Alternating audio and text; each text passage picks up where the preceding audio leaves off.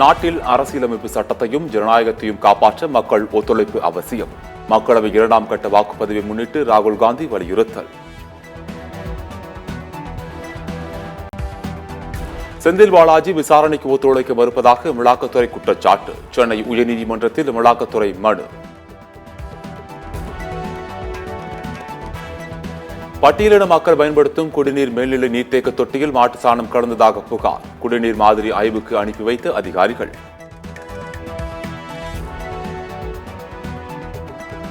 சங்கராபுரம் மற்றும் அதன் சுற்றுவட்டார கிராமங்களில் எள் விளைச்சல் அமோகம். உரிய விலை கிடைக்காததால் எள் சாகுபடி செய்த விவசாயிகள் கவலை. பிரதமர் மோடிக்கு காங்கிரஸ் தலைவர் மல்லிகார்ஜுன கார்கே அவசர கடிதம். காங்கிரஸ் கட்சியின் சமூக நீதி குறித்து நேரில் விளக்கம் அளிக்க நேரம் ஒதுக்கிட கார்கே கோரிக்கை.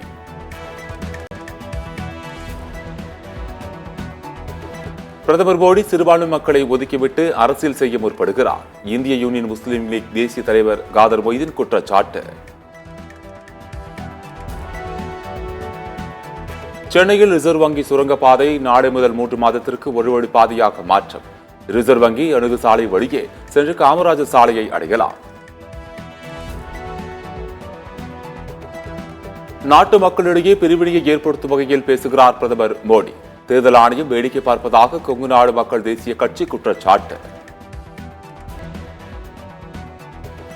ஆட்சி அதிகாரத்தை பயன்படுத்தி பாஜக ஆதரவாளர்களை திமுக மிரட்டுகிறது. பாஜக தென்சென்னை வேட்பாளர் தமிழிசை சவுந்தரராஜன் குற்றச்சாட்டு. குடியாத்தத்தில் 10,000 குடும்ப அட்டைதாரர்களுக்கு மண்ணெண்ணெய் விநியோகம் நிறுத்தம். மண்ணெண்ணெய் கிடைக்காததால் மக்கள் அவதி.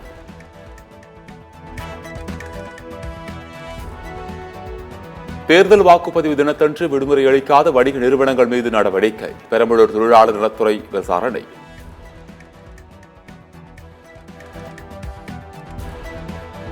வடமாநில கும்பல் கடந்த 2 ஆண்டுகளாக போலியான வழிதளம் உருவாக்கி சுற்றுலா பயணிகளிடம் பணம் பறிப்பு. வடமாநிலத்தைச் சேர்ந்த கும்பல் கைவரிசை என வனத்துறை அதிகாரிகள் புகார். தமிழகத்தில் பறவை காய்ச்சல் உள்ளதா என்பதை அரசு தெளிவுபடுத்த வேண்டும். முன்னாள் அமைச்சர் விஜயபாஸ்கர் கோரிக்கை. மேகதாதுவில் கர்நாடகம் அணை கட்ட உச்சநீதிமன்றம் அனுமதி மறுக்க கோரிக்கை. தமிழ்நாடு அனைத்து விவசாயிகள் சங்கம் சார்பில் கையெழுத்து இயக்கம்.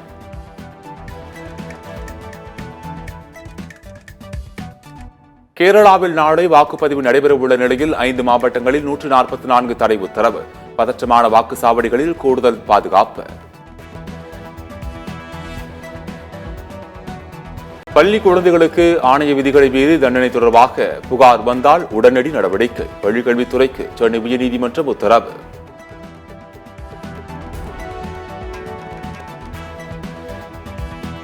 திருச்சி முன்னாள் சார் பதிவாளர் ஜானகிராமன் 100 கோடி ரூபாய் மதிப்புள்ள சொத்துக்களை முடக்கம் செய்ய உத்தரவு. ஜானகிராமன் அவரது மனைவிக்கு தலா 5 ஆண்டுகள் சிறை தண்டனை விதித்து ஊழல் தடுப்பு சிறப்பு நீதிமன்றம் நடவடிக்கை. மக்களை பிளவுபடுத்தும் வகையில் பேசிய பிரதமர் மோடியை தேர்தல் ஆணையம் தகுதி நீக்கம் செய்ய வேண்டும். மனிதநேய மக்கள் கட்சித் தலைவர் ஜவஹருல்லா கோரிக்கை. ராமநாதபுரத்தில் உப்பு உற்பத்தி வழக்கத்தை விட 2 மடங்கு அதிகரிப்பு. வெயில் அதிகரித்துள்ளதால் உப்பள பாத்திகளில் தண்ணீர் அதிக அளவில் தேக்கம். மணிப்பூரில் மனித உரிமை மீறல் வருத்தமளிப்பதாக அமெரிக்கா அறிக்கை. அமெரிக்காவின் அறிக்கையை நிராகரித்தது இந்தியா.